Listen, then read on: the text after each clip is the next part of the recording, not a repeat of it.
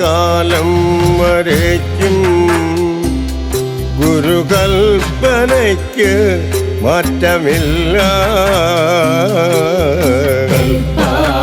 കാലം വരയ്ക്കും ഗുരുകൽപ്പനയ്ക്ക് മാറ്റമില്ല. കാതലായുദിയ വേദോ തന്റെ കായാമ്പുമേനി തൻ രൂപം.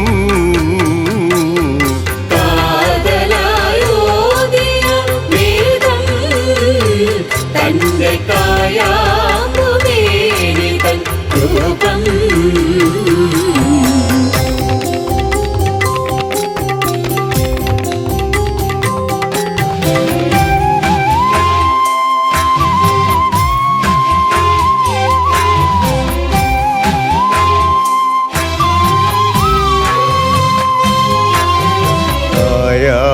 കായാമ്പുമേനിയെ കണ്ടാൽ പിന്നെ കാണുവാൻ മറ്റൊന്നുമില്ല. കായാമ്പുമേനിയെ കണ്ടാൽ പിന്നെ കാണുവാൻ മറ്റൊന്നുമില്ല. കണ്ണിനു കണ്ണായിരിക്കും എൻ്റെ കണ്ണനെ കണ്ടാൽ മതിയേ. കണ്ണിനു കണ്ണായിരിക്കും എൻ്റെ കണ്ണനെ കണ്ടാൽ മതിയേ.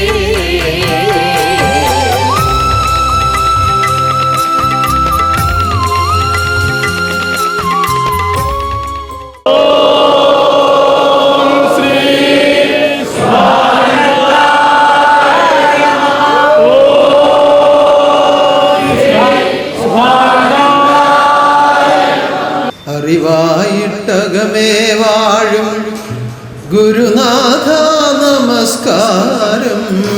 അറിവായിട്ടകമേ വാഴും ഗുരുനാഥ നമസ്കാരം. അറിവായിട്ടകമേ വാഴും ഗുരുനാഥ നമസ്കാരം. അറിവായിട്ടകമേ വാഴും ഗുരുനാഥ നമസ്കാരം. അകതാരി ഗുരുവായി വാഴും ഗുരുനാഥ നമസ്കാരം.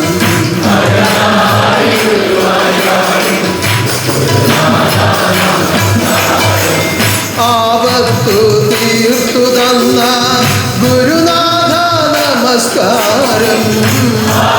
ആപത്തു തീർത്തു തന്ന ഗുരുനാഥ നമസ്കാരം. ആപത്തു തീർത്തു തന്ന ഗുരുനാഥ നമസ്കാരം.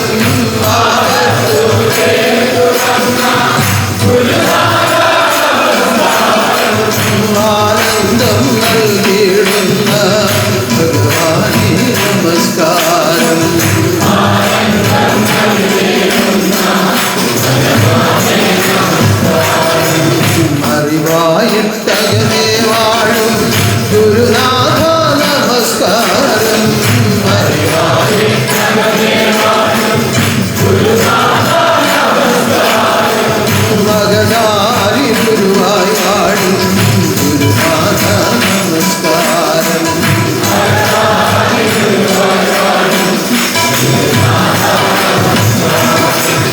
ഉന്നതനാകുന്ന ജഗദീശ്വരൻ്റെ മഹാകാരുണ്യത്തിൽ കൂടി ആത്മലോകരക്ഷാർത്ഥമായി സ്ഥാപിച്ചിരിക്കുന്ന ഉന്നതമായ ഈ ആരാധനയിലേക്ക് കടന്നു വരുവാൻ ഈ ഞായറാഴ്ചയും അനുവാദം കിട്ടിയിരിക്കുന്ന നിങ്ങളെ ഓരോരുത്തരെയും ജഗദീശ്വരൻ അനുഗ്രഹിക്കുമാറാകട്ടെ.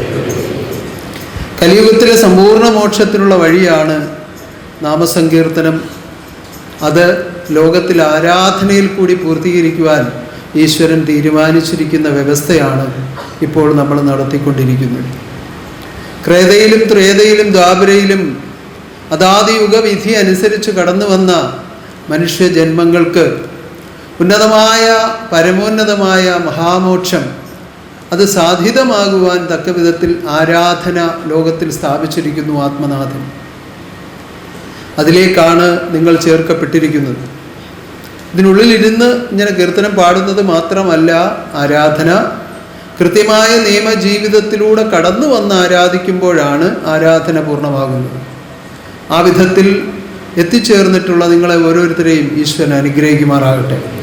നമ്മുടെ കടമ്പനാട് ശാഖാശ്രമ വാർഷികം കഴിഞ്ഞ് സന്താനങ്ങളൊക്കെ വന്ന് രാവിലെ അവർക്ക് പറഞ്ഞറിയിക്കാൻ പറ്റാത്ത വിധത്തിലുള്ള അവരുടെ സന്തോഷം നന്ദിയായി പ്രകാശിപ്പിച്ച് പ്രാർത്ഥിച്ച് ഈ ആരാധനയിൽ അവരും പങ്കെടുക്കുന്നുണ്ട്.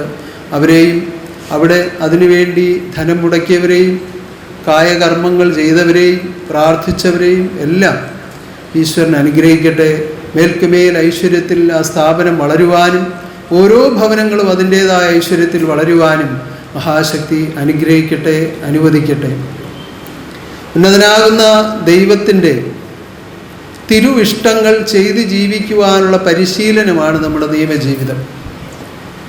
അതൊരു പരിശീലനമാണ്. സ്ഥിരമായി അതിൽ ചേർക്കപ്പെട്ടവരും പൂർത്തീകരിക്കപ്പെട്ടവരും വളരെ ചുരുക്കമാണ്. എപ്പോഴും ഞാൻ അറിയിക്കുന്നത് നിയമം പാലിച്ച് ജീവിക്കണം എന്നാണ്.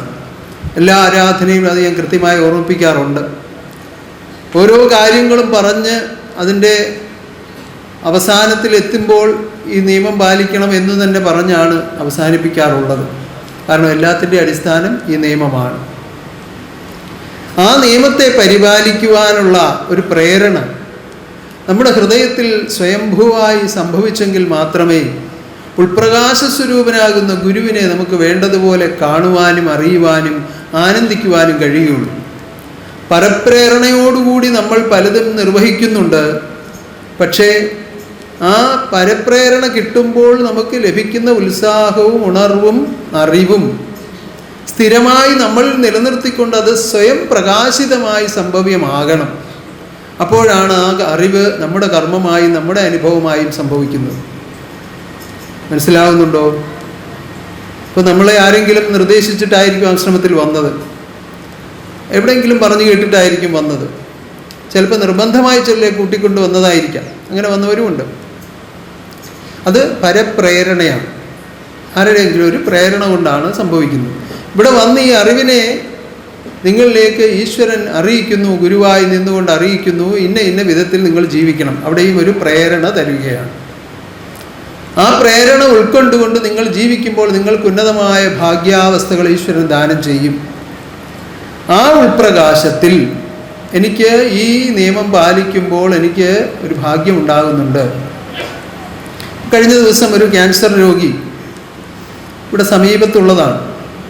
വളരെ കാലമായി ക്യാൻസർ ചികിത്സയിലാണ്. ഇപ്പോൾ അതീവ വേദനയേറിയ ഒരു സന്ദർഭമാണ്. എന്നാൽ നടന്ന് അവരവരുടെ കാര്യത്തിന് പോവുകയും ഇതിലെ സഞ്ചരിക്കുകയൊക്കെ ചെയ്യും. അപ്പോൾ ഇതിനകത്ത് അങ്ങനെ വന്നിട്ടില്ല.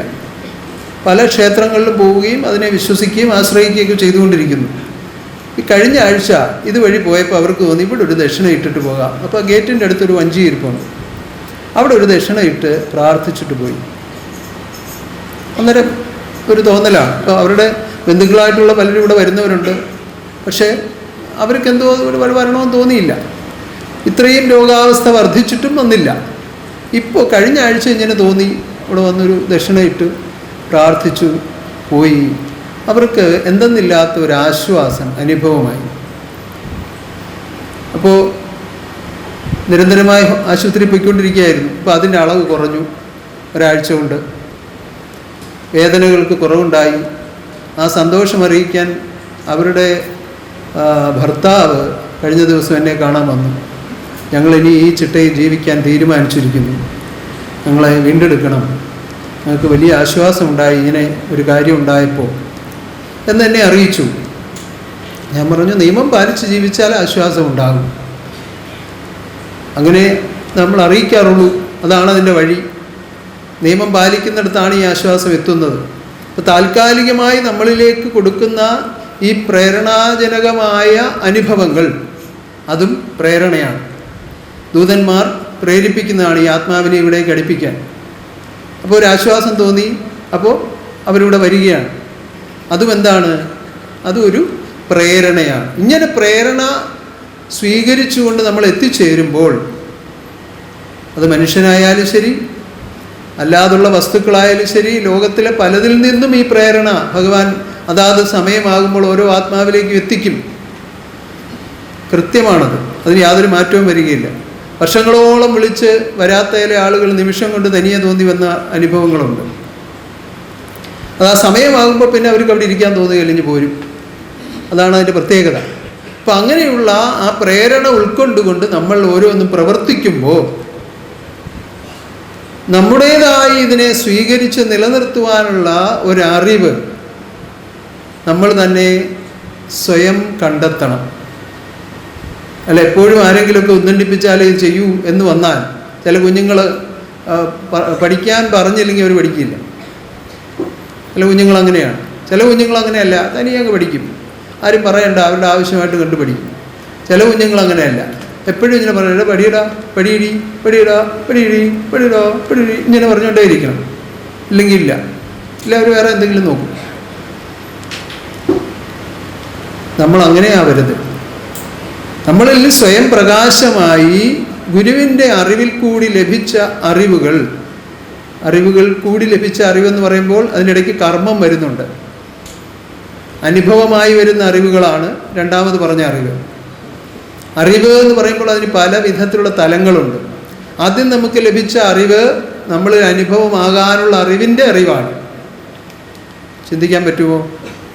ആദ്യം ഗുരുവിൽ നിന്ന് ലഭിച്ച അറിവ് നമ്മളിൽ അനുഭവമാകാനുള്ള അറിവിൻ്റെ അറിവായിരുന്നു, അതിൻ്റെ മൂലതത്വമായിരുന്നു.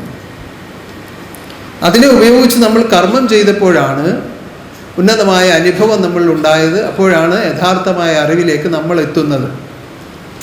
അങ്ങനെ സ്വയം പ്രകാശമായ ആത്മാവ് ഉയരുമ്പോൾ ഉന്നതമായ ഭാഗ്യം എന്നും അനുഭവിക്കുവാനും ഈ ആദർശത്തിൽ കൂടി സ്ഥിരമായി ജീവിക്കുവാനും ഒരു ഉൾപ്രേരണ ഉണ്ടാകും. അത് സ്വയം പ്രേരണയാണ്. അതിന് സ്വയംഭായ ഭക്തി എന്ന് പറയും. ആ സ്വയംഭായ ഭക്തി ആത്മാവിനുണ്ടാകുന്നത് വരെ കൃത്യമായും ഇത് പാലിച്ചുകൊണ്ടേയിരിക്കണം. ഇത്രയും ഒക്കെ ചെയ്തിട്ടും എനിക്ക് വലിയ ഇതൊന്നും ഉണ്ടാവുന്നില്ല എന്ന് വിചാരിച്ച് ഉപേക്ഷിച്ച് കളഞ്ഞാൽ ചിലർ കിണർ കുഴിക്കുന്ന പോലെയാണ്. കുറേ കുഴിച്ചു, ഒരു ഉദ്ദേശം വെച്ച് കുഴിച്ചു, ഒരു 15 അടി കുഴിച്ചാൽ വെള്ളം കിട്ടുമെന്ന് ആരോ പറഞ്ഞു. 15 കുഴിച്ച് കിട്ടിയില്ല, 16 കുഴിച്ച് കിട്ടിയില്ല. അവർ 2 അടി കൂടെ നോക്കാമെന്ന് പറഞ്ഞു 18 വരെ കുഴിച്ചു, കിട്ടിയില്ല. പക്ഷെ അവർ 1/2 അടി കൂടെ കുഴിച്ചാൽ വെള്ളം ഉണ്ടായിരുന്നു. അത് ആ ചിന്ത അന്നേരം പോയില്ല, ആരും അതിന് ഉപദേശവും കൊടുത്തില്ല, സ്വയം തോന്നിയതുമില്ല. അപ്പോൾ എന്തുണ്ടായി? അതുവരെ ചെയ്ത കർമ്മമെല്ലാം നിഷ്ഫലമായിപ്പോയി. പറഞ്ഞു മനസ്സിലായി? അതുപോലെ ആവരുത്. നമുക്ക് സ്വയംഭായ ഭക്തി സ്വയമേ ഉണ്ടായാൽ, സ്വയംഭായ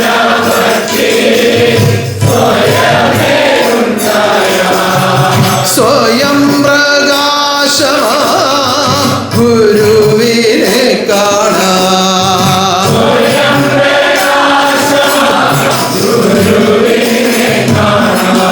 അറിയിക്കുന്ന അറിവുകളെ പൂർണ്ണമായി സ്വീകരിച്ച് പരിപാലിച്ച് അനുഭവത്തിലെത്തുവാൻ ഓരോരുത്തരും സന്നദ്ധരാവുക. അപ്പോൾ ഗുരുവിൻ്റെ രൂപം നമ്മുടെ രൂപമായി മാറും. അങ്ങനെ ആയിത്തീരുവാൻ ഈശ്വരൻ ഏവരെയും അനുഗ്രഹിക്കട്ടെ. ഉന്നതമായ പരമഭാഗ്യങ്ങൾ കരുതി വെച്ചിരിക്കുന്ന ഈ ആരാധനയിൽ എത്തിച്ചേർന്നിരിക്കുന്ന നിങ്ങളെ ഓരോരുത്തരെയും ഈശ്വരൻ്റെ മഹാതൃക്കരങ്ങൾ കരുതി അനുഗ്രഹിക്കട്ടെ, അനുഗ്രഹിക്കട്ടെ, അനുഗ്രഹിക്കട്ടെ. പ്രാണനാഥ ഗുരുവേ, എൻ്റെ ഉൾക്കാമ്പിൽ വാഴണേ നിത്യം.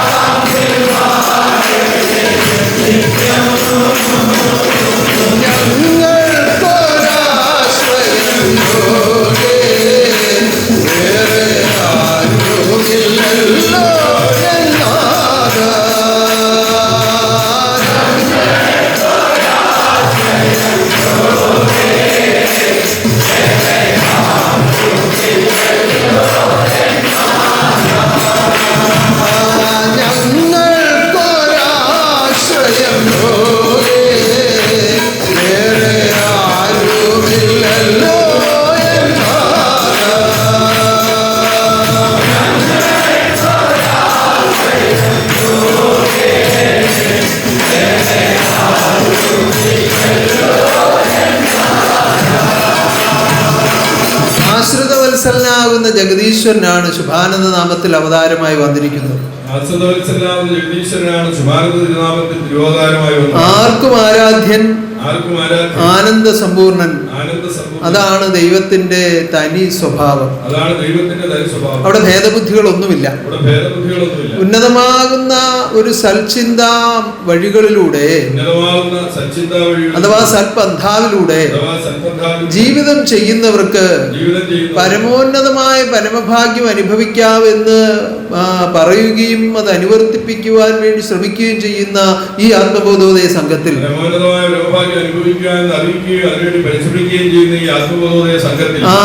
ഇരുന്നു കൊണ്ട് നിങ്ങൾക്ക് ചിന്തിക്കാം, ഇതൊന്നും ചെയ്യാത്തവരെയും ദൈവമാണ് രക്ഷിക്കുന്നത്. കാരണം ആത്മബോധോദയ സംഘാംഗങ്ങളായി ചേർക്കപ്പെട്ടിരിക്കുന്ന നിലവിലുള്ളവരെക്കാൾ എത്രയോ മടങ്ങ് ആളുകൾ വെളിയിൽ ജീവിക്കുന്നുണ്ട്. എത്രയോ മടങ്ങ്, എത്ര കോടി ആളുകളാണ് വെളിയിൽ ജീവിക്കുന്നത്. അവരെയും രക്ഷിക്കുന്നതും അവർക്ക് വേണ്ടുന്നത് അന്നമായാലും വസ്ത്രമായാലും ഏത് സാഹചര്യമായാലും ഒരുക്കി കൊടുക്കുന്നത് ദൈവമാണ്. അപ്പൊ ഇതെല്ലാം ലഭിക്കുന്നുണ്ടെങ്കിൽ പിന്നെ ഈ പ്രാർത്ഥനയുടെ ആവശ്യം എന്ത് എന്നൊരു പക്ഷേ ചിന്തിച്ചേക്കാം. അങ്ങനെയാണല്ലോ പലപ്പോഴും ഭക്തജനങ്ങൾക്കും അമളി പറ്റുന്നത്. എടാ, അവൻ ഇങ്ങനൊക്കെ നടക്കുന്ന, അവനൊരു കുഴപ്പമില്ല, ഞാൻ ഇങ്ങനെ പ്രാർത്ഥിച്ച് നടന്നിട്ട് എനിക്കൊരു ഗതിയില്ലല്ലോ എന്ന് ചിന്തിക്കുന്നവരുണ്ട്. ലോകത്തിലെ വലിയ സൗഭാഗ്യങ്ങൾ നേടാനല്ല,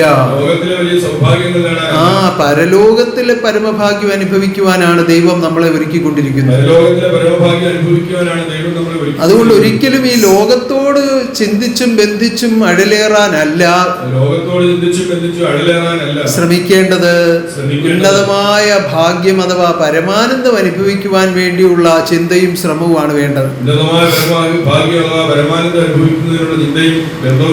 ആ ശ്രമവുമാണ് വേണ്ടത്. അങ്ങനെ പരിശ്രമിക്കുന്നവരിലേക്ക് മാത്രമേ പരലോകത്തെ അനുഭവിക്കുവാൻ കഴിയുള്ളൂ. ഭേദബുദ്ധിയില്ലാത്ത ദൈവം ആരെയും രക്ഷിച്ചുകൊണ്ട് ലോകത്തിൽ വാഴുന്നുണ്ട്. പക്ഷേ അത് വ്യവസ്ഥാപിതമായി താൻ ആ ലോകസൃഷ്ടിയിൽ തീരുമാനിച്ച തീരുമാനമാണ് ആ രക്ഷയായി കൊടുക്കുന്നത്. ലോകത്തിൽ ജനിച്ച് ജീവിക്കുന്നവർക്കെല്ലാം പ്രകൃതിയിൽ എല്ലാം ഒരുക്കിയിരിക്കുകയാണ്.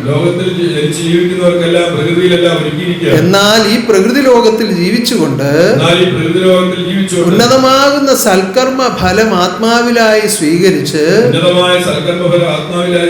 ലോകത്തിൽ ജീവിച്ചിരിക്കുമ്പോൾ തന്നെ പരമാനന്ദം അനുഭവിക്കുവാനുള്ള മാർഗം അതാണ് ആത്മബോധോദയ സംഘത്തിൽ കൂടി ജഗദീശ്വരൻ വിഭാവനം ചെയ്തിരിക്കുന്നത്.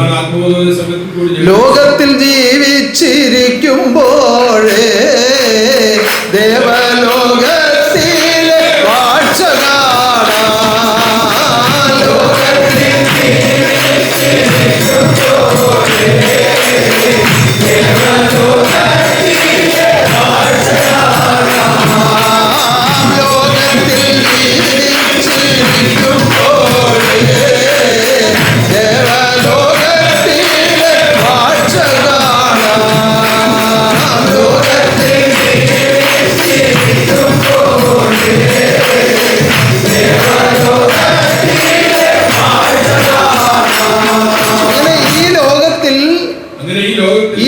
ശരീരത്തിൽ ജീവിച്ചിരിക്കുന്ന കാലത്തു തന്നെ ദേവലോകത്തെ അല്ലെങ്കിൽ പരലോകത്തെ കാണുവാൻ സാധിക്കാത്ത ഒരാൾക്ക് പരലോകത്തിലേക്ക് അഡ്മിഷൻ കിട്ടുകയില്ല. അഥവാ ഈ പരമാനന്ദം ഇവിടെ വെച്ച് തന്നെ അനുഭവിച്ചാലോ, ദേഹം വെളിഞ്ഞങ്ങു പോയിടുമ്പോൾ ദേവലോകത്തിലെ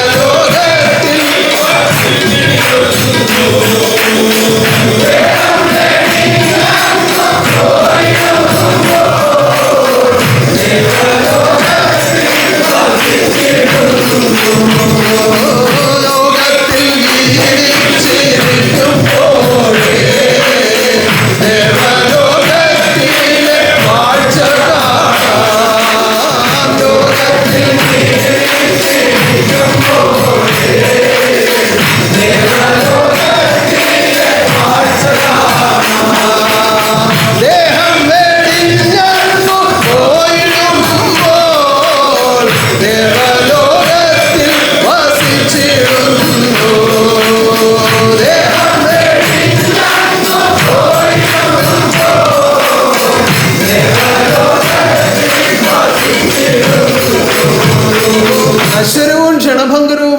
ലോകത്തിൽ നശ്വരവും ക്ഷണഭംഗുരവുമായ ഈ ലോകത്തിൽ അല്പകാലത്തെ ജീവിതത്തിന് വേണ്ടി അയച്ചിരിക്കുന്ന മനുഷ്യജന്മങ്ങൾ അല്പകാലത്തെ ജീവിതത്തിന് വേണ്ടി അയച്ചിരിക്കുന്ന മനുഷ്യജന്മങ്ങൾ ഇതിന്റെ യഥാർത്ഥ അവസ്ഥയെ തിരിച്ചറിഞ്ഞുകൊണ്ട് സത്യത്തിൽ കൂടി ജീവിതം ചെയ്താൽ ഇതിന്റെ യഥാർത്ഥ അവസ്ഥയെ തിരിച്ചറിഞ്ഞുകൊണ്ട് സത്യത്തിൽ കൂടി ജീവിതം ചെയ്താൽ ലോകമോഹങ്ങളൊക്കെ വെടിഞ്ഞ് ലോകമോഹങ്ങളൊക്കെ വെടിഞ്ഞ് ആത്മരക്ഷയെ കരുതി ആത്മരക്ഷയെ സത്യജീവിതം ചെയ്താൽ സത്യജീവിതം ചെയ്താൽ പരമാനന്ദം ഈ ലോകത്തിൽ വെച്ച് തന്നെ അനുഭവിക്കാം. സത്യം പരമാനന്ദം ഈ ലോകത്തിൽ വെച്ച് തന്നെ അനുഭവിക്കാം. അതിനുള്ള വഴിയാണ് ആത്മബോധോദയ സംഘം. അതിനുള്ള വഴിയാണ് അപ്പൊ നമുക്ക് ഈ സംഘത്തിൽ ചേർന്ന് ജീവിക്കുവാൻ ഈശ്വരൻ അവസരം തന്നിരിക്കുന്നു. നമുക്ക് ഈ സംഘത്തിൽ ചേർന്ന് ജീവിക്കുവാൻ ഈശ്വരൻ അവസരം തന്നിരിക്കുന്നു. ഇപ്പോഴും ഇത് അനുഭവിക്കുമ്പോഴും പലർക്കും ഇതിന്റെ വില തിരിച്ചറിയാൻ കഴിഞ്ഞിട്ടില്ല.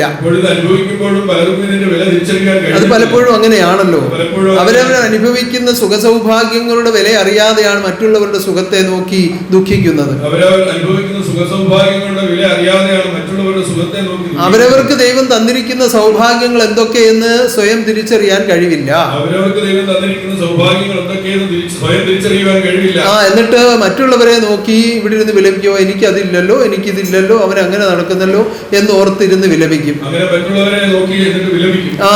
അവർക്ക് ഒരു കാലത്തും ദുഃഖമൊഴിഞ്ഞൊരു നേരം കാണുകയില്ല. എന്നാൽ തന്നെത്താൻ അറിഞ്ഞും തന്നെത്താൻ പരിശോധിച്ചും നന്മകളെ തന്നെ കാണുവാനും നന്ദിപ്പെടുവാനും കഴിവുള്ളവർക്ക്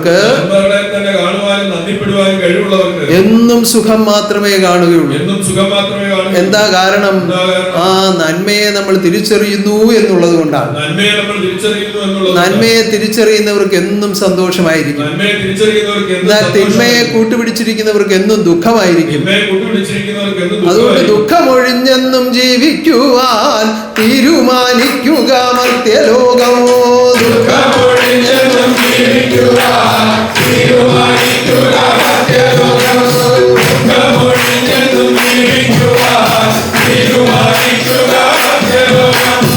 ദുഃഖമൊഴിഞ്ഞെന്നും ജീവിക്കുവാൻ തീരുമാനിക്കുക മർത്യലോകമോ. ദുഃഖമൊഴിഞ്ഞെന്നും ജീവിക്കുവാൻ തീരുമാനിക്കുക മർത്യജന്മം. ദുഃഖമൊഴിഞ്ഞെന്നും ജീവിക്കുവാൻ തീരുമാനിക്കുക മർത്യലോകമോ. നന്മയെ ബന്ധിച്ചു ചിന്തിച്ചു ജീവിച്ചാൽ ദുഃഖമശേഷമടുക്കയില്ല.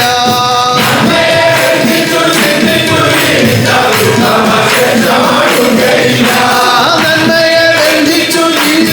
ജീവിച്ചാൽ ദുഃഖമശേഷമടുക്കയില്ല.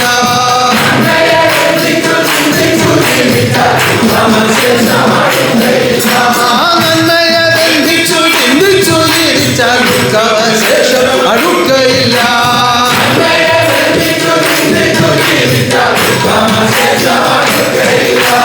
നന്മയെ ചിന്തിക്കുക, നന്മയെ പറയുക, നന്മയെ തന്നെ പ്രവർത്തിക്കുക. നന്മയെ ചിന്തിക്കുക, നന്മയെ പറയുക, നന്മയെ തന്നെ പ്രവർത്തിക്കുക. നന്മയെ ചിന്തിക്കുക, നന്മയെ പറയുക, നന്മയെ തന്നെ പ്രവർത്തിക്കുക. നന്മയെ ചിന്തിക്കുക, നന്മയെ പറയുക, നന്മയെ തന്നെ പ്രവർത്തിക്കുക. നന്മയെ ചിന്തിക്കുക, നന്മയെ പറയുക, നന്മയെ തന്നെ പ്രവർത്തിക്കുക. നന്മയെ ചിന്തിക്കുക, നന്മയെ പറയുക, നന്മയെ തന്നെ പ്രവർത്തിക്കുക. നല്ലവനാകുന്ന വല്ലഭൻ നിന്നുള്ളിൽ ഉല്ലാസമായിട്ടുണർന്നു വാഴും. നല്ലവനാകുന്ന വല്ലഭൻ നിന്നുള്ളിൽ ഉല്ലാസമായിട്ടുണർന്നു വാഴും. നല്ലവനാകുന്ന വല്ലഭൻ നിന്നുള്ളിൽ ഉല്ലാസമായിട്ടുയർന്നു വാഴും. നല്ലവനാകുന്ന വല്ലഭൻ നിന്നുള്ളിൽ ഉല്ലാസമായിട്ടുണർന്നു വാഴും. നല്ലവനാകുന്ന വല്ലഭൻ നിന്നുള്ളിൽ ഉല്ലാസമായിട്ടുണർന്നു വാഴും.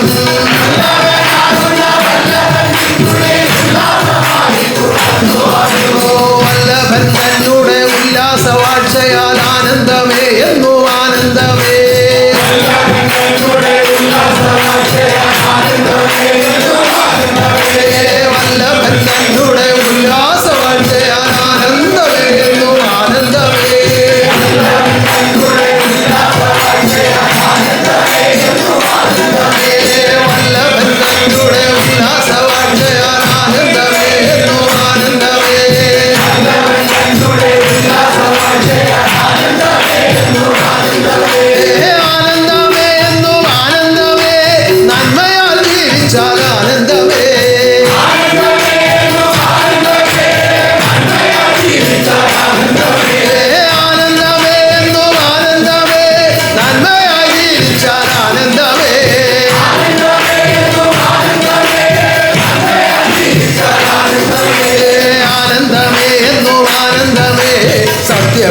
ജീവിച്ചാൽ ആനന്ദമേ. ആനന്ദമേ എന്നും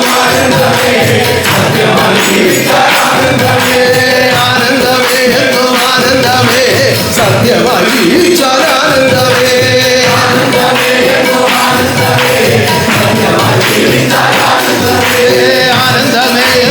ആനന്ദമേ, നന്മയായി ജീവിച്ചാൽ ആനന്ദമേ. ആനന്ദമേ എന്നും ആനന്ദമേ, ആനന്ദമേ എന്നും ആനന്ദമേ, സത്യമായി ജീവിച്ചാൽ ആനന്ദമേ.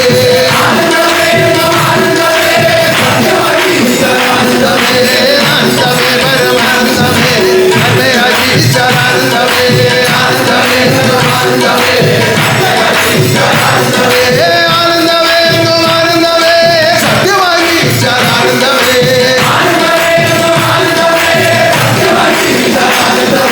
അപ്പോൾ ആരംഭിക്കേണ്ടത് നന്മയിൽ നിന്നാണ്. അവിടെ നിന്ന് ആരംഭിച്ചെങ്കിലേ ഈ ആനന്ദത്തിൽ എത്താൻ പറ്റുകയുള്ളൂ. തിന്മയിൽ നിന്നാണ് ആരംഭിക്കുന്നതെങ്കിൽ അത് മറ്റൊരു വഴിയാണ്, ദുഃഖത്തിലേക്കാണ് അല്ലെങ്കിൽ നരകത്തിലേക്കാണ് പോകുന്നത്. അതുകൊണ്ട് ഒരു കാരണവശാലും തിന്മയോട് ബന്ധമുണ്ടാകാനുള്ള ഒരു സാഹചര്യങ്ങളും നമ്മൾ സ്വയം ഉണ്ടാക്കരുത്. തിന്മ എട്ടിരട്ടിയായി വാഴുന്ന യുഗമാണ് കലിയുഗം. ആ 3 യുഗങ്ങളിൽ ഉള്ളതിനേക്കാൾ 8 ഇരട്ടി തിന്മ നിറഞ്ഞ യുഗമാണ് കലിയുഗം. ആ അതുകൊണ്ട് തിന്മ എവിടെ ശ്രദ്ധിച്ചാലും തിന്മയെ കാണാൻ പറ്റും. അപ്പൊ അത്രത്തോളം ശ്രദ്ധയോടുകൂടി പോയെങ്കിലേ നമുക്ക് സുരക്ഷിതമായ അങ്ങ് ഉത്ഭവസ്ഥാനത്ത് എത്താൻ കഴിയുള്ളൂ.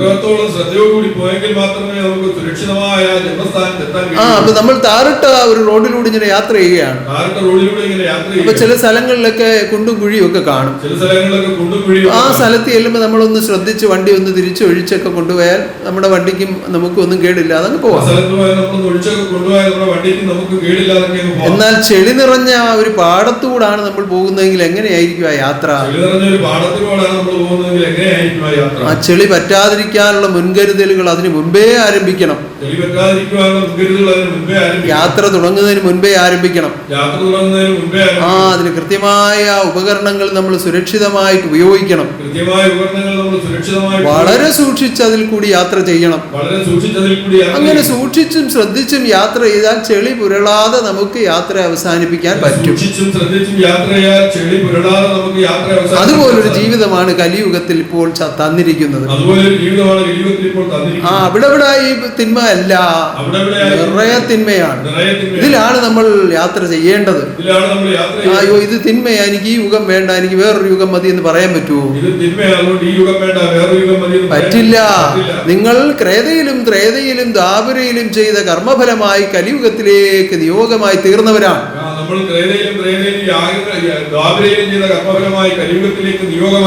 ആ ഇത് നീ നിയോഗം നീ അനുഭവിച്ചേ പറ്റൂ. ഇതിൽ നിന്നൊരു ഒളിച്ചോട്ടം സാധ്യമല്ല. ആ കഴിഞ്ഞ ദിവസം ഒരാൾ എന്നോട് സംസാരിച്ചു പറഞ്ഞു, വീട്ടിലെ ദുരിതവും ദുഃഖവും ഒക്കെ വർദ്ധിച്ചപ്പോ അങ്ങ് ആത്മഹത്യ ചെയ്താൽ എന്തായാലും തീരുമാനിച്ചു.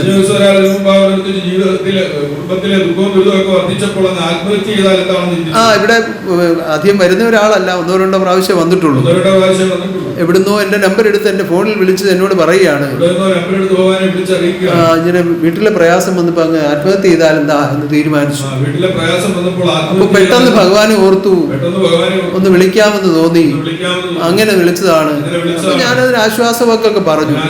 പക്ഷെ ഒരു കാര്യം നമ്മൾ ചിന്തിക്കേണ്ടത്, ഒരു ആത്മഹത്യ കൊണ്ട് ഒരു ജന്മം പൂർണ്ണമാകുന്നില്ല. ഈ അനുഭവിക്കുന്ന ദുഃഖ ദുരിതങ്ങളും ഒഴിഞ്ഞു പോവുകയില്ല. ഇതിന്റെ പലിശയും ഇതിന്റെ കൂട്ടുപലിശയും ചേർത്ത് വീണ്ടും അടുത്ത ജന്മത്തിൽ അനുഭവിക്കേണ്ടി വരും, യാതൊരു സംശയവും വേണ്ട. പലരും മാനാഭിമാനങ്ങൾ വെച്ചുകൊണ്ടാണ് ഈ ആത്മഹത്യക്കൊക്കെ ഒരുങ്ങുന്നത്. മനഃശക്തിയുടെ കുറവ് കൊണ്ടാണ് ഇത് ചെയ്യുന്നത്.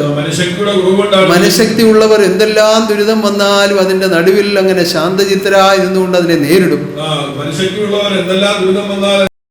ശാന്തരായി നിന്നുകൊണ്ട് അതിനെ നേരിടും. ഇപ്പോഴത്തെ സന്താനങ്ങൾക്ക് ഈ ശാന്തചിത്തതയില്ല, മനഃശക്തിയില്ല. ഇപ്പോഴത്തെ സന്താനങ്ങൾക്ക് ശാന്തചിത്തതയില്ല, മനഃശക്തിയില്ല. അതെന്തുകൊണ്ടാണ്?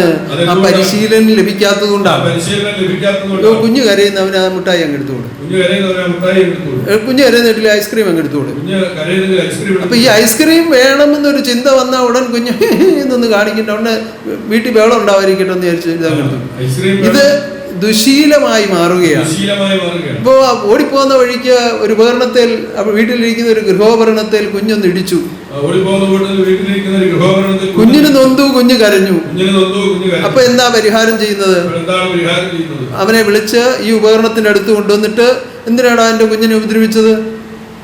അതിനെ അടിക്കും. ആരെയാ? ഡെസ്ക് എങ്കിൽ ഡെസ്ക്, ബെഞ്ചെങ്കിൽ ബെഞ്ച്, അല്ലെങ്കിൽ വേറെ എന്തെങ്കിലും ഒരു. അപ്പൊ കുഞ്ഞിന്റെ മനസ്സിലോട്ട് കൊടുക്കുന്ന അറിവ് എന്താണ്? യാതൊരു തെറ്റും ചെയ്യാത്ത ഒരാളിനെ എന്റെ ദുഃഖകാരണത്തിന് ശിക്ഷിക്കുക. അപ്പോ ഇപ്പൊ പലയിടത്തും നടക്കുന്ന അങ്ങനെയാണ്. ഈ വഴിയിൽ കൂടി അനേകം വണ്ടികൾ ഇങ്ങനെ പോകും. ചില ആളുകൾ കഷ്ടിച്ച് ഇങ്ങനെ 8, 9 ഒക്കെ എടുത്ത് ലൈസൻസും ഒക്കെ കൈ ആക്കിക്കൊണ്ടങ്ങ് യാത്ര തുടങ്ങും.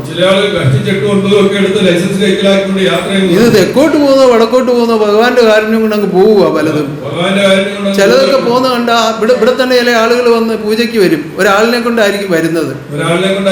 പൂജ കഴിയുമ്പോ എന്റെ വണ്ടിയല്ലേ, എനിക്കൊന്ന് എടുക്കണം. ഇതിനകത്തൂടെ ഇങ്ങനെ വളച്ച് പറക്കി വേണമല്ലോ പ്രദക്ഷിണം ചെയ്യാൻ. ഞാൻ അങ്ങോട്ട് തിരിഞ്ഞങ്ങ് നിൽക്കും. എനിക്കിത് കാണാൻ ഈ മഹാഭാവം എന്തോ ഒരു കഷ്ടമാണ്.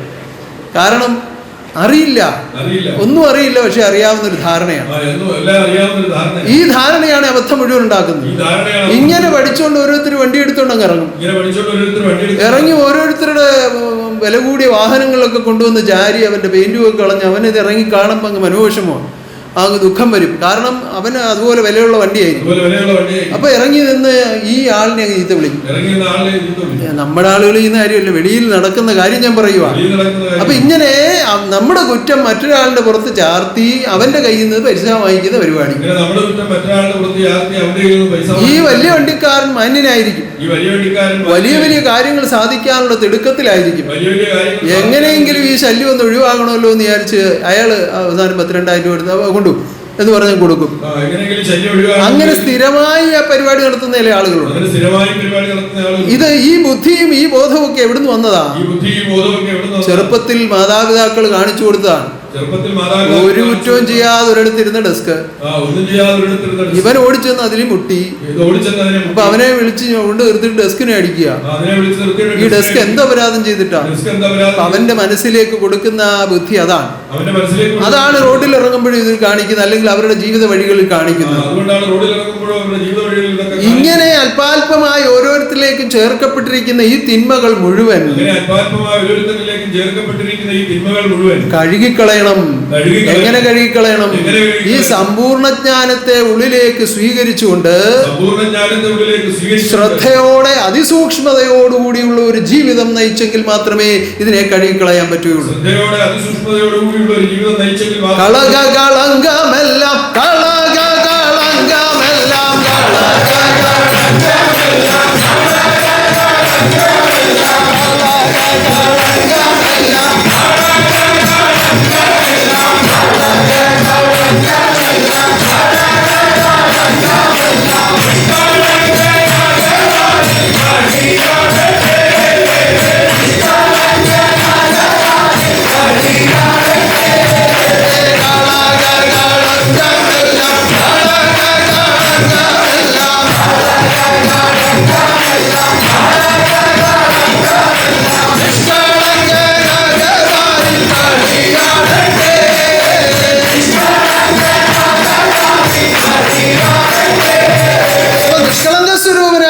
ഈശ്വരനെയും താൻ അനുവദിച്ചിരിക്കുന്ന നിത്യാനന്ദത്തെയും ആത്മാവിലായി സ്വീകരിക്കപ്പെടണമെങ്കിൽ നന്മയിൽ നിന്ന് തുടങ്ങണം. എന്താ തുടങ്ങേണ്ടത്? ആദ്യം നമ്മളിൽ നടക്കുന്ന ഒരു കർമ്മത്തിന് വേണ്ടി നമ്മളിൽ ആദ്യം നടക്കുന്ന പ്രവൃത്തി എന്തായിരിക്കും? ഇപ്പൊ നിങ്ങളെ വീട്ടിൽ ഒരു കാര്യം നടക്കണം. ആദ്യം നിങ്ങൾ എന്തായിരിക്കും ചെയ്യുന്നത്? വീട്ടിലുള്ളവരെല്ലാം വിളിച്ചിരുത്തി നമ്മൾ അതിനെക്കുറിച്ച് ആലോചിക്കും, ചിന്തിക്കും. അതിനെക്കുറിച്ച് ആലോചിക്കും, ചിന്തിക്കും. അവരവരിലുള്ള ചിന്തകൾ പരസ്പരം കൈമാറുകയാണ്. അവരവരിലുള്ള ചിന്തകൾ പരസ്പരം പരസ്പരം കൈമാറുന്നതിന് മുമ്പ് ഓരോരുത്തരിലും ആ ചിന്തകൾ ഉണ്ടാകുന്നുണ്ട്. പരസ്പരം കൈമാറുന്നതിന് മുമ്പ് ഓരോരുത്തരിലും ആ ചിന്തകൾ ഉണ്ടാകുന്നുണ്ട്. ഒരു കുഞ്ഞിന്റെ വിവാഹം നടക്കാനാണ് തീരുമാനിക്കുന്നത് ഇരിക്കട്ടെ. ഒരു കുഞ്ഞിന്റെ വിവാഹം നടക്കുവാനാണ് തീരുമാനിക്കുന്നത്. അപ്പൊ എന്റെ കുഞ്ഞിന് ഇന്നതുപോലൊരു വരനെ ആവശ്യമുണ്ട്. അവൻ ഇന്ന സ്വഭാവമായിരിക്കണം, അവൻ ഇന്ന വിദ്യാഭ്യാസ യോഗ്യത ഉണ്ടായിരിക്കണം, സുന്ദരനായിരിക്കണം, സുമുഖനായിരിക്കണം, നല്ല തറവാടിത്തമുള്ളവനായിരിക്കണം. ഇങ്ങനെയൊക്കെ വലിയ ചിന്തകളോടുകൂടിയാണ് നമ്മൾ ആരംഭിക്കുന്നത്. എന്നിട്ട് മാതാപിതാക്കളും കുഞ്ഞുങ്ങളും എല്ലാം കൂടെ ചേർന്ന് വീണ്ടും ആലോചിക്കും. അപ്പൊ അതിന് അടിസ്ഥാനമായി വരുന്നത് എന്താണ്? ചിന്തയാണ്. അപ്പൊ തുടങ്ങേണ്ടത് എവിടെയാണ്? ചിന്തയിൽ നിന്നാണ്. അപ്പൊ ആ ചിന്ത എന്തായി തീരണം? നന്മയെ ബന്ധിച്ചു ചിന്ത വേണം, അപ്പോൾ അന്ധത മാറുന്നു മാനസത്തിൽ.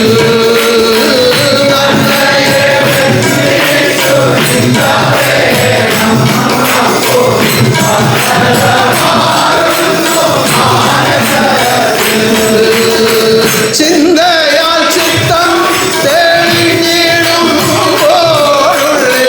സദ്ഗുരു രൂപം തെളിഞ്ഞു കാണാം. ചിന്തയാൽ ചിത്തം തെളിഞ്ഞിടുമ്പോഴുള്ളിൽ സദ്ഗുരു രൂപം തെളിഞ്ഞു കാണാം. നന്മയിൽ നിന്ന് ആരംഭിക്കുക. ഇപ്പൊ പല കാര്യങ്ങളും ലോകത്തിൽ നടപ്പാകുമ്പോൾ നിങ്ങൾ ഓരോരുത്തരുടെയും വ്യക്തിപരമായ ജീവിതത്തിൽ പല ദുരനുഭവങ്ങൾ വരുമ്പോൾ പലപ്പോഴും ചിന്തിച്ചിട്ടുണ്ടാവും, എനിക്കെന്താ ഇത് വരാൻ കാരണം? അങ്ങനെ പലരും ചിന്തിച്ചിട്ടില്ല. അങ്ങനെ ചിന്തിച്ച ആരെങ്കിലും ഉണ്ട് എന്ന് കൈ ഉയർത്തിക്കുണ്ടാകും. അല്ല, പലർക്കും അങ്ങനെ തോന്നിയിട്ടുണ്ടാവും അല്ലേ? ചില കാര്യങ്ങൾ വരുമ്പോ എനിക്കെന്താ ഇങ്ങനെ വന്നത്? അങ്ങനെ ചിന്തിക്കാത്തവരാരും ഉണ്ടാവില്ല. എന്താ അതിന് കാരണം? ആ ഫലം നിന്നിൽ എത്തത്തക്ക വിധം നീ എവിടെയോ അതിനെപ്പറ്റി ചിന്തിച്ചിരിക്കുന്നു.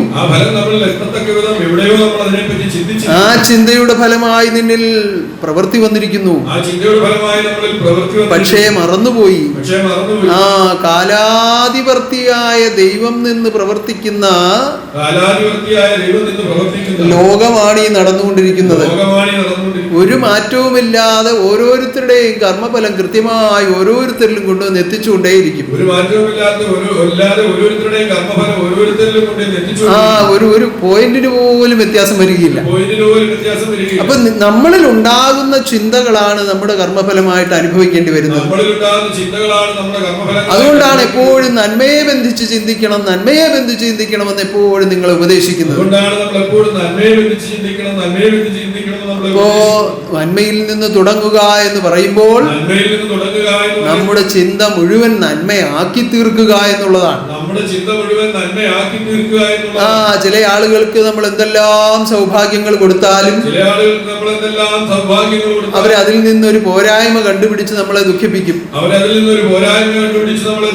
എന്ത് നടന്നാലും ഒരു പോരായ്മയായിരിക്കും അവർ കാണുക. പണ്ട് ഞാനൊരു കഥ പറഞ്ഞ നിങ്ങൾക്ക് ഓർമ്മയുണ്ടാകും. ഒരു വലിയ ആശ്രമത്തിന്റെ കഥയാണ് പറഞ്ഞത്. വലിയ തോതിൽ വലിയ ജനക്കൂട്ടത്തോടുകൂടി ഭക്തജന സമൂഹത്തോടുകൂടി നടത്തപ്പെട്ട ഒരു ആശ്രമം.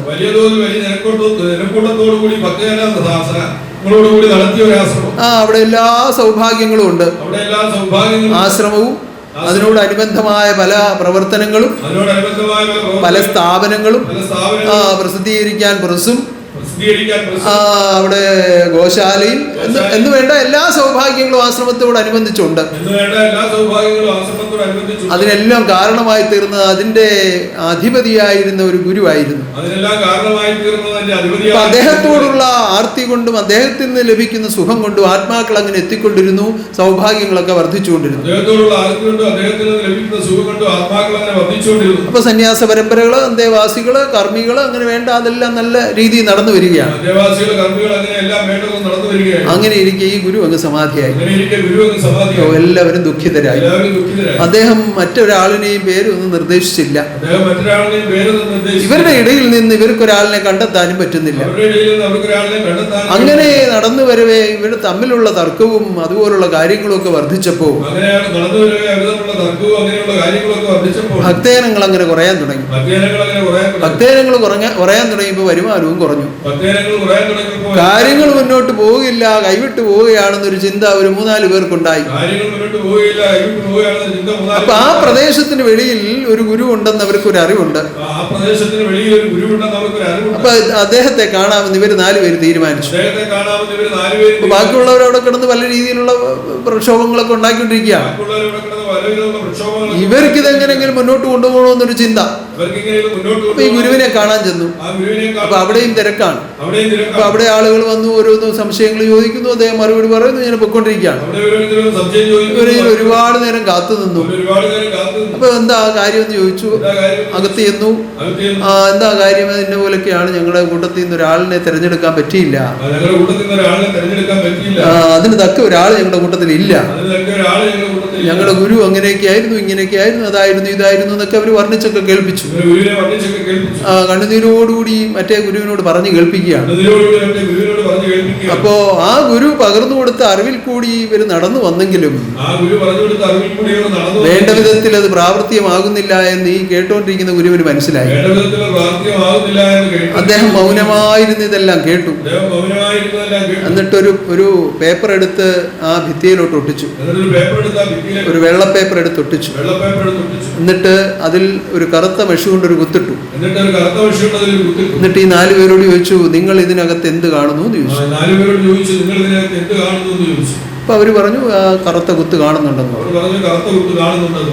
4 പേരും കറുത്ത കുത്താണ് കണ്ടത്. അപ്പൊ അദ്ദേഹം ചോദിച്ചു, നിങ്ങൾ ഈ വെള്ള പേപ്പർ നിങ്ങൾ കണ്ടില്ലേ എന്ന് ചോദിച്ചു. അപ്പോഴാണ് ഇവർക്ക് പറ്റിയ അബദ്ധം അവർക്ക് മനസ്സിലാവുന്നത്. അദ്ദേഹം ആദ്യം വെച്ചത് വെള്ള പേപ്പറാണ്. അത് വളരെ വലിപ്പമുള്ളതാണ്. അതിനകത്തൊരു പേന കൊണ്ട് ഉണ്ടാക്കാവുന്ന ഒരു ചെറിയ കുത്ത് മാത്രമാണ് അദ്ദേഹം അതിലിട്ടത്. ആ ചെറിയ കുത്താണ് ഇവർ കണ്ടത്. വെള്ള പേപ്പർ അവർ കണ്ടില്ല. അത് അപ്പൊ ഗുരു പറഞ്ഞു, ഇതുപോലെ നിങ്ങൾ പരസ്പരം നിങ്ങളുടെ കുറവുകളെ കണ്ടുപിടിക്കാൻ ശ്രമിക്കുന്നത് കൊണ്ടാണ് നിങ്ങളുടെ ഇടയിൽ നിന്നൊരു ഗുരുവിനെ നിങ്ങൾക്ക് കണ്ടുപിടിക്കാൻ കഴിയാത്തത്.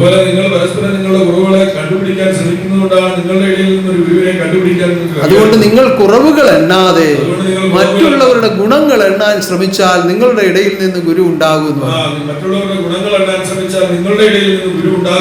അങ്ങനെ അദ്ദേഹം അങ്ങനെ കൽപ്പിച്ചയച്ചു. ഇവർ വന്ന് ഓരോരുത്തരും ഇങ്ങനെ ചിന്തിക്കാനും പറയാനും ഈ ആശയം പ്രചരിപ്പിക്കാനും തുടങ്ങിയപ്പോൾ പരസ്പരം മത്സരിച്ചിരുന്ന ആളുകൾ തമ്മിൽ പരസ്പരം സ്നേഹിക്കാൻ തുടങ്ങി. പരസ്പരം ദുഷിച്ചുകൊണ്ടിരുന്ന ആളുകൾ പരസ്പരം സ്തുതിക്കുവാൻ തുടങ്ങി. പരസ്പരം ദോഷങ്ങളെ കണ്ടെത്തിയിരുന്നവർ പരസ്പരം ഗുണങ്ങളെ കണ്ടെത്തുവാൻ തുടങ്ങി.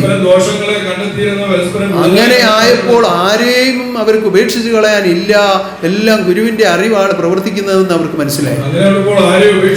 അങ്ങനെ തമ്മിൽ തമ്മിൽ സ്തുതിച്ചും തമ്മിൽ തമ്മിൽ നാമിച്ചും തമ്മിൽ തമ്മിൽ തമ്മിൽ തമ്മിൽ സ്തുതിച്ചും തമ്മിൽ തമ്മിൽ നാമിച്ചും തമ്മിൽ തമ്മിൽ സ്തുതിച്ചും തമ്മിൽ തമ്മിൽ നാമിച്ചും ഗുരുവായൂരുണ്ടല്ലോ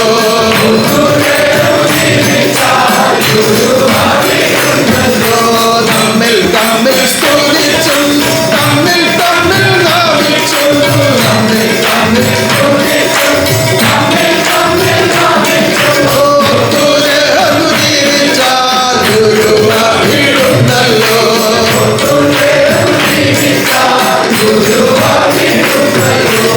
ഗുണചിന്ത ഉണ്ടാകുമ്പോഴാണ് നന്മ നമ്മളിൽ വർദ്ധിക്കുന്നത്.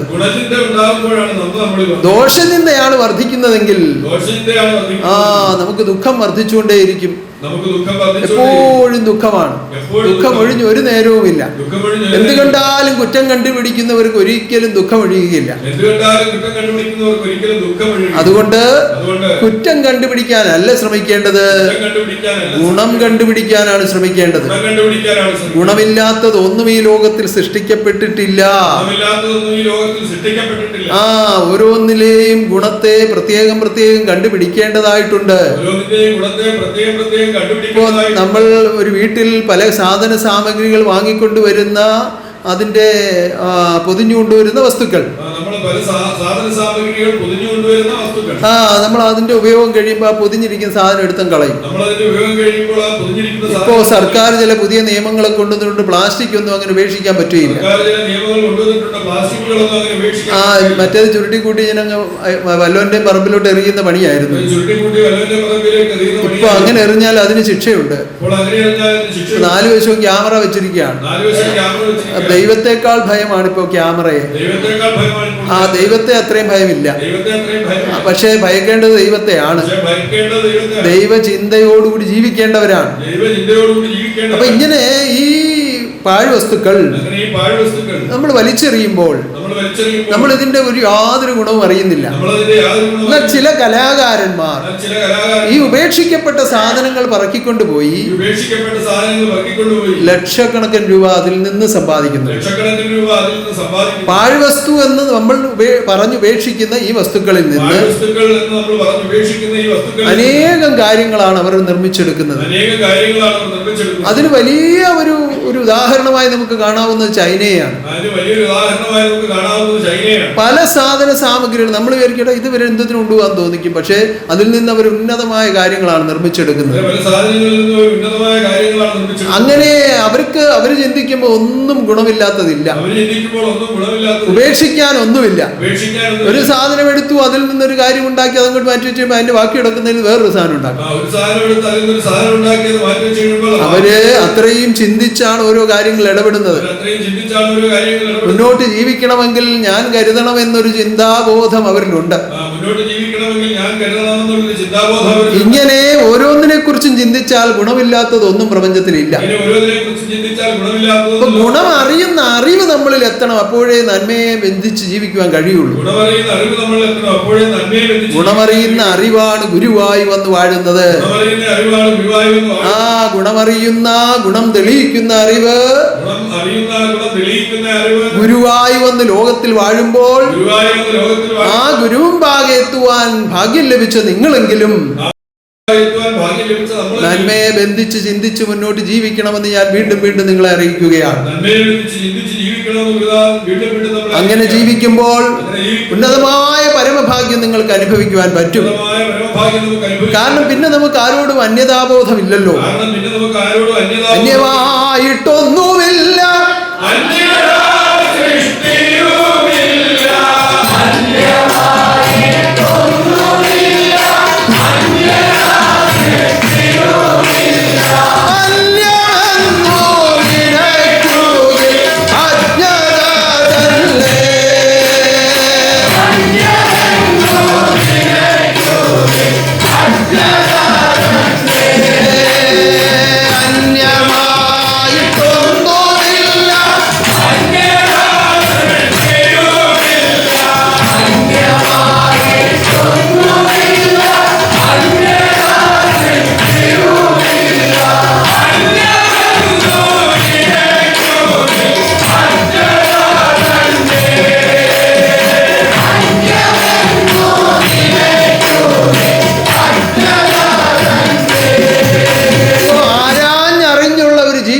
ആത്മബോധോദയ സംഘാംഗങ്ങൾ എപ്പോഴും ചെയ്യേണ്ടത്.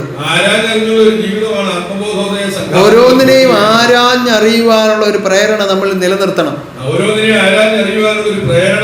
അല്ലാതെ എന്തെങ്കിലുമൊക്കെ ഭക്ഷ്യവസ്തുക്കൾ വേവിച്ചോ വേവിക്കാതെയോ ഒക്കെ അങ്ങ് അകത്താക്കിയിട്ട് ഈ പണ്ടൊരു പറയുമല്ലോ ചേനത്തണ്ണം കിടക്കുന്ന പോലെ കിടക്കാതെ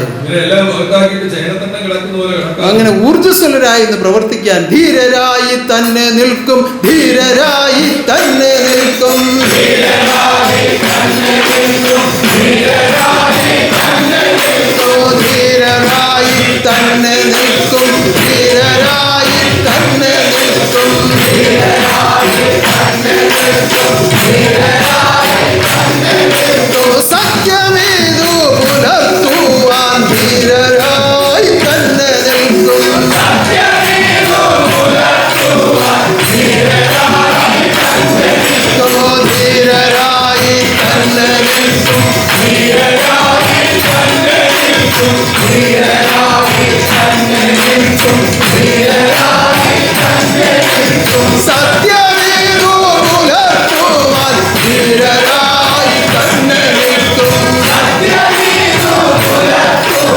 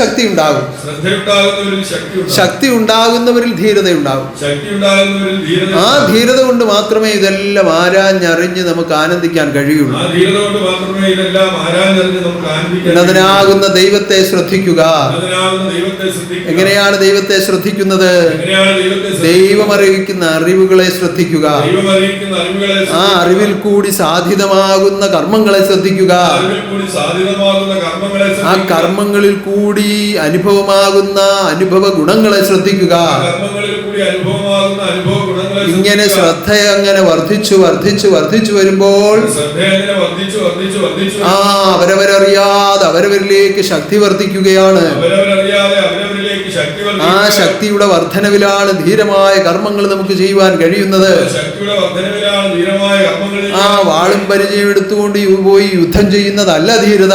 വാളും പരിചയം എടുത്തുകൊണ്ട് പോയി യുദ്ധം ചെയ്യുന്നതല്ല. ക്ഷമയാകുന്ന ആയുധത്താൽ ലോകം ജയിക്കാം. ക്ഷമയാകുന്ന ആയുധത്താൽ ലോകം ആ അങ്ങനെ ക്ഷമിക്കുക, അങ്ങനെ ക്ഷമിക്കുക, സഹിക്കുക, ഭയപ്പെടുക, അനുസരിക്കുക, കീഴ്പ്പെടുക.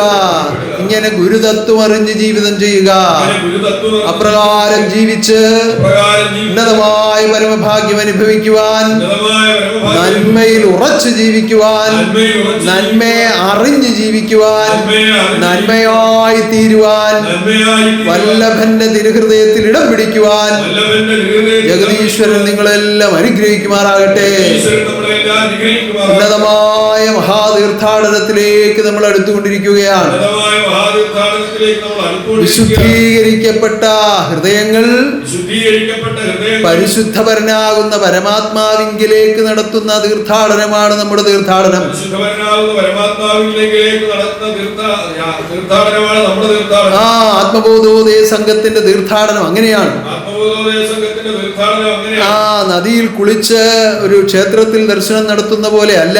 നദിയിൽ കുളിച്ച് ക്ഷേത്രത്തിൽ ദർശനം നടത്തുന്നത് ജ്ഞാനസ്നാനം ചെയ്യണം. ജ്ഞാനസ്നാനം ചെയ്യണം. ജ്ഞാനനദിയിൽ കുളിക്കണം. ജ്ഞാനനദിയിൽ കുളിക്കണം. അവിടെ നിന്നുള്ള കർമ്മങ്ങൾ ചെയ്യണം. അവിടെ നിന്നുള്ള കർമ്മങ്ങൾ അതിന്റെ അനുഷ്ഠാനങ്ങൾ പൂർത്തീകരിക്കണം. അതിന്റെ അനുഷ്ഠാനങ്ങൾ ആ പൂർത്തീകരിക്കണം. എന്നിട്ട് വേണം തീർത്ഥാടകരായി എത്തിച്ചേരുവാൻ. എന്നിട്ട് വേണം തീർത്ഥാടകരായി അങ്ങനെ പരിശുദ്ധ വ്രതവും എടുത്ത് അങ്ങനെ പരിശുദ്ധ വ്രതവും എടുത്ത് ആ എത്തുന്ന ഭക്തലോകത്തെ ആനന്ദത്തിൽ ആറാടിക്കുവാൻ എത്തുന്ന ഭക്തലോകത്തെ ആനന്ദത്തിൽ ആരാധിക്കുക. ആനന്ദസ്വരൂപനാകുന്ന ദൈവമിതാ കാത്തിരിക്കുന്നു. ആനന്ദസ്വരൂപനാകുന്ന ദൈവപിതാവ് ഏവരെയും ആ തിരുഹൃദയത്തിൽ ചേർത്ത് ആനന്ദിപ്പിക്കുമാറാകട്ടെ. ഹൃദയത്തിൽ ചേർത്ത് ആനന്ദിപ്പിക്കുക. ചെറുകോൽ തീർത്ഥാടനം ആനന്ദ തീർത്ഥാടനമായി ഭവിക്കട്ടെ. ചെറുകോൽ തീർത്ഥാടനം ആനന്ദ തീർത്ഥാടനമായി ഭവിക്കട്ടെ. ഏവർക്കും ആനന്ദം ലഭ്യമാകുവാൻ തക്ക വിധത്തിൽ മഹാശക്തി ദർശിക്കുമാറാകട്ടെ. ഏവർക്കും ആനന്ദം ലഭ്യമാകുവാൻ തക്കവിധത്തിൽ മഹാശക്തി ഉന്നതമായ ഈ ആദർശത്തിന്റെ ഉന്നതമായ വിളംബരത്തിനായി ഉന്നതമായ വിളംബരത്തിനായി നിർമ്മിച്ചുകൊണ്ടിരിക്കുന്ന നമ്മുടെ മഹാഗോപുരം നിർമ്മിച്ചുകൊണ്ടിരിക്കുന്ന മഹാഗോപുരം അത്യുന്നതമായ നിലയിൽ അതിന്റെ പൂർത്തീകരണത്തിനായി എല്ലാവരും പ്രാർത്ഥിക്കുന്നു. അത്യുന്നതമായ ഇതിന്റെ പൂർത്തീകരണത്തിനായി എല്ലാവരും പ്രാർത്ഥിക്കുന്നു. എല്ലാ പ്രാർത്ഥനകളും ഈശ്വരൻ സ്വീകരിക്കട്ടെ. എല്ലാ പ്രാർത്ഥനകളും ഈശ്വരൻ സ്വീകരിക്കട്ടെ. ഉന്നതമായ ഇത് പൂർത്തീകരിച്ച് ആത്മലോകത്തിനായി ദാനം ചെയ്യട്ടെ. ഉന്നതമായ ഇത് പൂർത്തീകരിച്ച് ആത്മലോകത്തിനായി ദാനം ഓ ചെയ്യട്ടെ. ബഹുസഹസ്രം വരുന്ന ഭക്തലോകത്തിന്റെ നടുവിൽ ബഹുസഹസ്രം വരുന്ന ഭക്തലോകത്തിന്റെ നടുവിൽ നിന്നുകൊണ്ട് മഹാശക്തി അത് ഉദ്ഘാടനം ചെയ്ത് നിങ്ങൾക്കായി ദാനം ചെയ്യട്ടെ. നിന്നുകൊണ്ട് മഹാശക്തി ഉദ്ഘാടനം ചെയ്യുന്നവർക്കായി ദാനം ചെയ്യുവാൻ അതിനായി നിയോഗിച്ചിരിക്കുന്ന അതിനായി നിയോഗിച്ചിരിക്കുന്ന ഉന്നത ജന്മമാകുന്ന ആത്മദീപത്തെ ഉന്നതജന്മമാകുന്ന ആത്മദൈവമാകുന്ന ആ ഉന്നതനാകുന്ന ദൈവത്തിന്റെ തൃക്കരങ്ങൾ എന്നാളും കരുതി രക്ഷിക്കുമാറാകട്ടെ. ദൈവത്തിന്റെ തൃക്കരങ്ങളിൽ എന്നാളും കരുതി രക്ഷിക്കുവാൻ ആ ഉന്നതമായ ജന്മത്തെ അറിഞ്ഞവരും അറിയാത്തവരും അനേകരുണ്ട്. ആ ഉന്നതമായ ജന്മത്തെ അറിഞ്ഞവരും അറിയാത്തവരും അനേകരുണ്ട്. അറിഞ്ഞവര് സ്തുതിച്ചാലും അറിയാത്തവർ നിന്ദിച്ചാലും അറിഞ്ഞവർ സ്തുതിച്ചാലും അറിയാത്തവർ നിന്ദിച്ചാലും ജഗദീശ്വരന്റെ തൃക്കരങ്ങളിൽ കരുതപ്പെട്ടു പോയിരിക്കുന്ന ജന്മങ്ങൾക്കൊന്നും ജഗദീശ്വരന്റെ തൃക്കരങ്ങളിൽ കരുതപ്പെട്ടിരിക്കുന്ന ജന്മങ്ങൾക്കും യാതൊരു മൂല്യശോഷണവും സംഭവിക്കുകയില്ല. യാതൊരു മൂല്യശോഷണവും സംഭവിക്കുകയില്ല. ആ ഗുണവർദ്ധനവിനാൽ രൂപാന്തരപ്പെട്ട ആത്മാവിലേക്കാണ് ഗുണസ്വരൂപനാകുന്ന തന്റെ തത്വങ്ങളെ ആവിർഭാവനം ചെയ്തുകൊണ്ട് ലോകത്തിലേക്ക് ഓരോന്നും നടത്തുന്നത്. ഗുണതത്വങ്ങളാൽ രൂപാന്തരപ്പെട്ട ആത്മാവിലേക്കാണ് ജഗദീശ്വരൻ തന്റെ തത്വങ്ങളെ പ്രകാശിപ്പിച്ച് ലോകത്തിലേക്ക് ഉത്കൃഷ്ട കർമ്മങ്ങൾ നടത്തി ആ പ്രകാരം ഓരോ കർമ്മങ്ങൾ നടത്തിക്കൊണ്ടിരിക്കുന്നത്. അതിന് തടസ്സം വരുത്തുവാനോ മുടക്കം വരുത്തുവാനോ ആർക്കും കഴിയുന്നതല്ല. ആ വിധത്തിൽ നിലനിൽക്കുന്ന ആത്മദീപത്തെ മഹാശക്തി എന്നും കരുതുമാറാകട്ടെ. അതുപോലെ രാജഗോപാലിനെയും ആ കുടുംബത്തെയും ആ സ്ഥപതികളെയും ശില്പികളെയും ഓമന മിത്രങ്ങളെ ഓരോരുത്തരെയും സർവശ സർവശക്തിയുടെ തൃക്കരതാൽ എന്നും കരുതുമാറാകട്ടെ. നടക്കാനിരിക്കുന്ന വാർഷികാഘോഷങ്ങൾ ഉന്നതമായ വിധത്തിലെല്ലാം ഒരുങ്ങി നടക്കുവാൻ ഇടയാകുമാറാകട്ടെ. സർവപ്രകൃതികളും ദേവീദേവന്മാരും ദൂതപരമ്പരകളും ഭക്തസന്താനങ്ങളും ഏകോപിച്ചുകൊണ്ട് ഉന്നതമായ വിധത്തിലെല്ലാം നടത്തപ്പെടുവാൻ മഹാശക്തിയുടെ കാരുണ്യം ഉണ്ടാകട്ടെ. ഇന്നേ ദിവസം ഈ ആദർശത്തിലേക്ക് ചേർന്ന് സത്യം സ്വീകരിച്ച എന്റെ മനോമനകളെല്ലാം ഞാനിത് ആളാമൃത് ദർശിക്കുകയാണ്. സത്യത്തിൽ കൂടി ജീവിച്ച് നിത്യാനന്ദ രാജ്യത്തിൽ എത്തിച്ചേരുവാൻ മഹാശക്തി നിങ്ങളെ അനുഗ്രഹിക്കുമാറാകട്ടെ. ഇന്നേ ദിവസം അർപ്പിച്ച എല്ലാ നേർച്ചകളും ഞാനിതാ സ്വീകരിക്കുന്നു. ബാബുഭക്തന്റെ ആത്മശാന്തിക്കായി അർപ്പിച്ച നിലവിളക്കും ഞാനിതാ സ്വീകരിക്കുന്നു. അതുപോലെ വളരെ അവിചാരിതമായി ഇന്നലെ നമുക്കൊരു മരണം സംഭവിച്ചു. പത്തിയൂർ പ്രദേശത്ത് രാധാകൃഷ്ണൻ എന്ന് പറയുന്ന ഒരു ഭക്തനുണ്ടായിരുന്നു. വളരെ പെട്ടെന്ന് അവിചാരിതമായ ഒരു മരണമാണ് സംഭവിച്ചത്. ആത്മാവിന്റെയും ശാന്തിക്കായി നമുക്ക് പ്രാർത്ഥിക്കാം. നമ്മുടെ നിയമപ്രകാരം അതിന്റെ അനന്തര കർമ്മങ്ങൾ ഇന്ന് നടക്കുകയാണ്. അതും ഈശ്വരന്റെ കാർമ്മികത്വത്തിലെല്ലാം നടത്തി ശേഷിച്ച് ജീവിച്ചിരിക്കുന്നവർക്ക് ഒരു ദുഃഖത്തിന് കാരണം വരാത്ത വിധത്തിൽ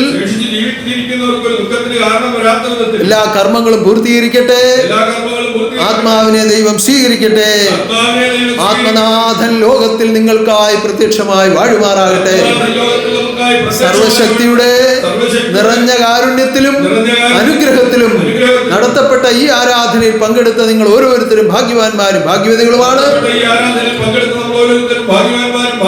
ഈ ആനന്ദവും സുഖവും നിങ്ങൾ നഷ്ടപ്പെടുത്താതെ ജീവിക്കുക. മഹാശക്തി നിങ്ങളെ അനുഗ്രഹിക്കുമാറാകട്ടെ. നിങ്ങൾക്കായി മഹാശക്തി വാഴുമാറാകട്ടെ. ആത്മപുരുഷൻ ആനന്ദരൂപൻ ലോകത്തിൽ വാഴുമാറാകട്ടെ. ശുഭാനന്ദ തപോശക്തി പ്രത്യക്ഷമായി വാഴുമാറാകട്ടെ. ആത്മലോക രക്ഷയ്ക്കായി വാഴുമാറാകട്ടെ. അതിവരുമോ കണ്ണ നെല്ലുടെ കളിയാട്ടം